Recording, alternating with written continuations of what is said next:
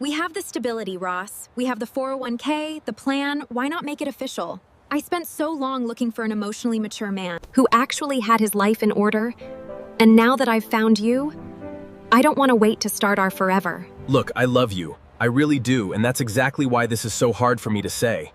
I'm not running away from you, or from our relationship. But when I look at the legal and financial reality of marriage today, it absolutely terrifies me. You told me before that you fell for a man who worked hard enough to build a stable life, a career, and a retirement plan. But Rachel, society still expects a man to be this bulletproof, traditional financial provider, and the economic pressure to maintain that is relentless. Between the skyrocketing cost of just trying to live and the massive upfront expense of a modern wedding, I feel like I'm expected to start our life together already deep in a financial hole.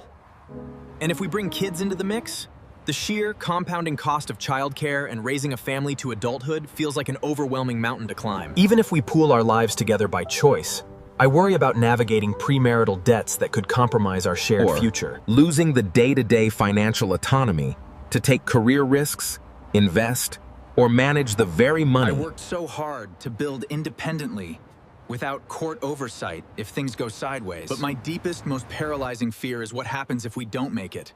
The statistics are real, and the financial risks of divorce are staggering. I've watched good men get completely wiped out, forced to split half their hard-earned assets, investments, and property that took a lifetime to build. Then there are the long-term alimony obligations that can permanently drain a man's monthly income, crippling his financial independence for decades. The brutal legal fees alone from a contentious courtroom battle can erase our entire life savings before a settlement is even reached, completely destroying any semblance of long-term retirement security. The exact security you said you loved me for. And it's not just the money, it's the human cost. There is a terrifying reality of asymmetric child custody battles, where a father is reduced to a visitor, legally mandated to pay heavy, inflexible child support while completely losing daily access to the kids he loves.